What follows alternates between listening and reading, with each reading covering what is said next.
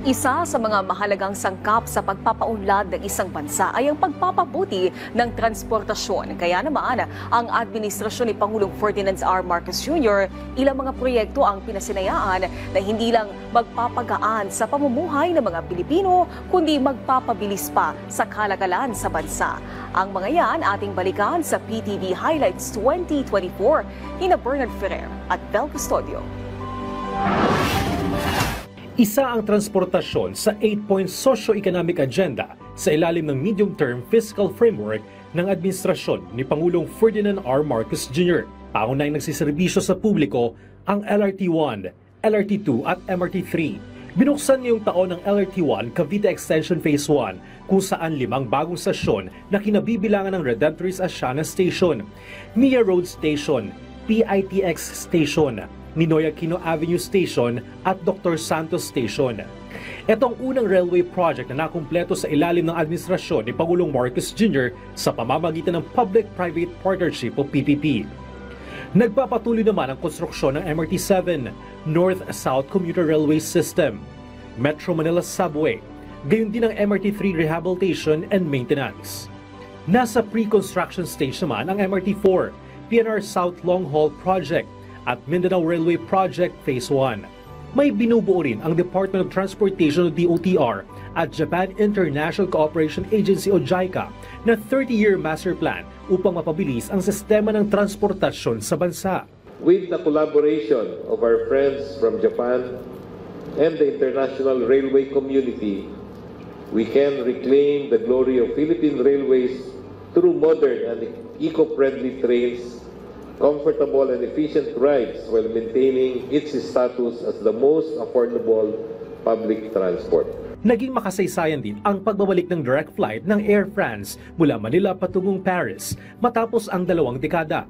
Ito rin ang unang direct connection sa pagitan ng Pilipinas at Europa mula na magkaroon ng COVID-19 pandemic.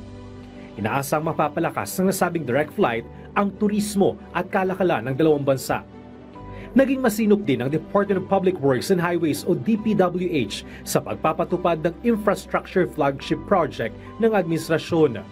Kabilang sa mga natapos na ay ang Smart Pacific Coastal Road Project, ang Flood Risk Improvement and Management Project para sa Cagayan de Oro River, ang Integrated Disaster Risk Reduction and Climate Change Adaptation Measures para sa mga babababang lugar ng Pampanga Bay Project. Bahagi rin ng High Standard Highway Network Development Plan ng DPWH ang pagpapagawa ng mga highway at expressway na mag-uugnay sa mga strategic economic zones, tourist destination at production centers nationwide. Prioridad din ng DPWH ang pagpapabuti sa 3,082 kilometers Maharlikay Highway, ang pangunahing daluyan ng transportasyon sa bansa. Nagtulungan ang DOTR at Metro Manila Development Authority para sa 2 karagdagang istasyon sa EDSA Busway. Idinagdag ang EDSA PhilAm at Kamuning Station sa busway. Naglagay din ng elevator sa ilang mga footbridge na kumokonekta sa busway na malaking tulong para sa persons with disability.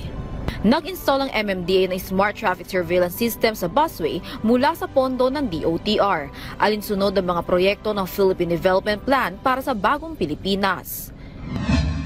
Mahigit 80 motorista araw-araw ang makikinabang sa pagbubukas ng NLEX Candaba 3rd Viaduct na nagdudugtong sa Bulacan at Pampanga.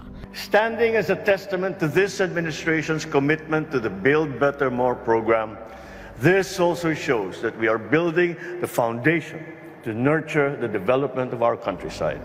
Let me assure, though, everyone that the Department of Transportation and the Toll Regulatory Board are implementing measures to ease congestion and to ensure smoother travel across this corridor. Sinimulan na ang modernization project sa Laguindingan Airport sa pamamagitan ng Private-Public Partnership Concession Agreement sa pangunguna ni Pangulong Ferdinand R. Marcos Jr. noong Oktubre. Sa 12.5 billion pesos agreement, inaasahang makikinabang ang 3.9 million passengers sa unang phase ng airport expansion.